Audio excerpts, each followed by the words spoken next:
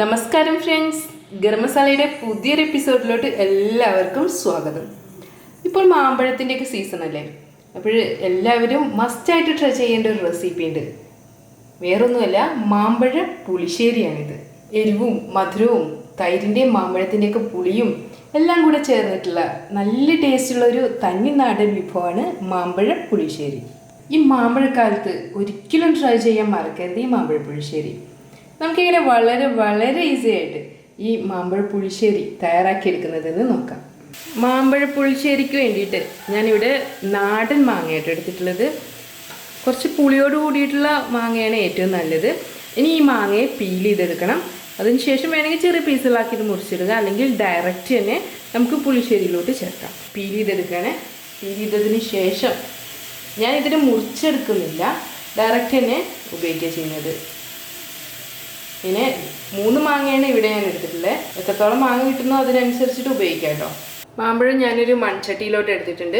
ഇനി ഇതിലോട്ട് ഞാൻ മഞ്ഞൾപ്പൊടി ചേർക്കാണ്. 1/2 ടീസ്പൂൺ മഞ്ഞൾപ്പൊടിയാണ് ചേർത്തിട്ടുള്ളത്.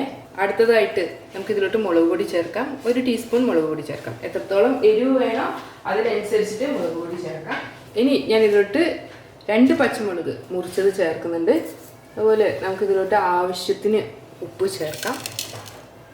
ഇതിലോട്ട് നമുക്ക് 1 കപ്പ് വെള്ളം ഒഴിക്കാം. നമുക്കിത് അടച്ചു വെച്ചിട്ട് വേവിച്ചെടുക്കാം. ഈ മാമ്പഴം നന്നായിട്ട് കുക്കായി വരട്ടെ. അടുത്തതായിട്ട് അരപ്പിന് വേണ്ടിയിട്ട് ഞാനിവിടെ തേങ്ങ എടുത്തിട്ടുണ്ട്. 1 കപ്പ് തേങ്ങയായിട്ട് എടുത്തിട്ടുള്ളത്. അതുപോലെ ഇതിലോട്ട് ഞാൻ 1/2 ടീസ്പൂണ് നല്ല ജീരകം എടുത്തിട്ടുണ്ട്. ഇത് രണ്ടും കൂടെ കുറച്ച് വെള്ളവും ചേർത്തിട്ട് നല്ല മയത്തിൽ അരച്ചെടുക്കണം. ഇപ്പോൾ നമ്മുടെ മാമ്പഴം നന്നായിട്ട് തന്നെ കുക്കായി വന്നിട്ടുണ്ട് കേട്ടോ. നല്ല സോഫ്റ്റ് ആയിട്ടുണ്ട്, കണ്ടില്ലേ, നല്ല സോഫ്റ്റ് ആയിട്ടുണ്ട്.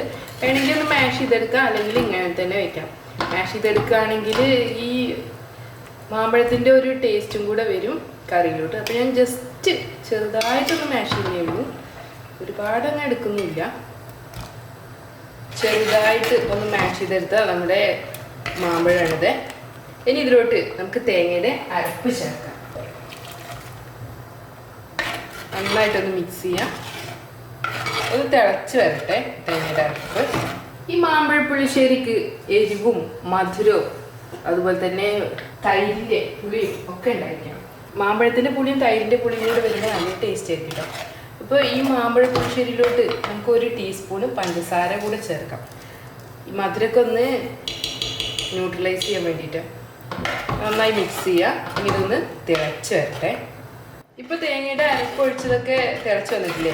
ഇനി ഇതിലോട്ട് നമുക്ക് ചേർക്കേണ്ടത് തൈരാണ്. നല്ല കട്ടിയുള്ള തൈര് തന്നെ ചേർക്കണം കേട്ടോ. കട്ടയില്ലാണ്ട് ചേർക്കണം. നല്ല കട്ടയൊക്കെ ഉണ്ടെങ്കിൽ മിക്സിയുടെ ജാറിലൊന്ന് ഇട്ടിട്ട് ഒന്ന് അടിച്ചെടുത്താൽ മതി. ഇത് എന്തായാലും നല്ല കട്ടിയുള്ള നല്ല തൈര് തന്നെയാണ്. ഞാനിത് പാനിലോട്ട് ചേർക്കണം.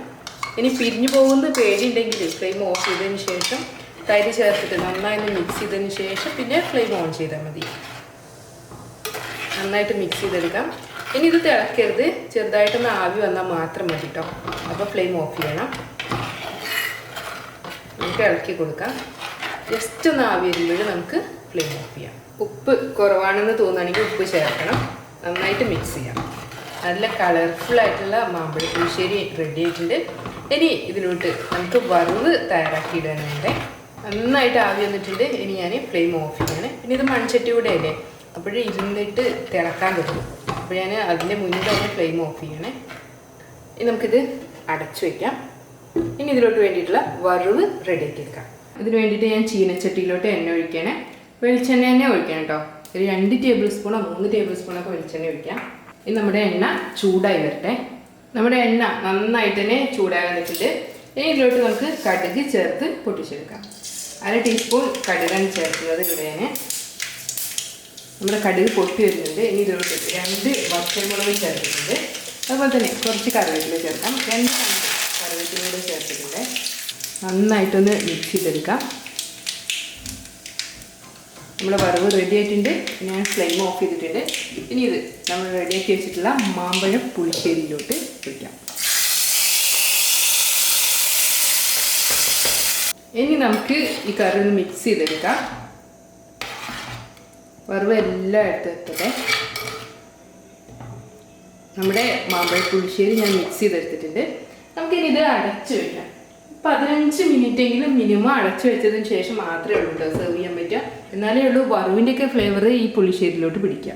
ഫ്രണ്ട്സ്, അങ്ങനെ നമ്മുടെ ഈസിയും ടേസ്റ്റി ആയിട്ടുള്ള മാമ്പഴ പുളിശ്ശേരി റെഡി ആയിട്ടുണ്ട് കേട്ടോ.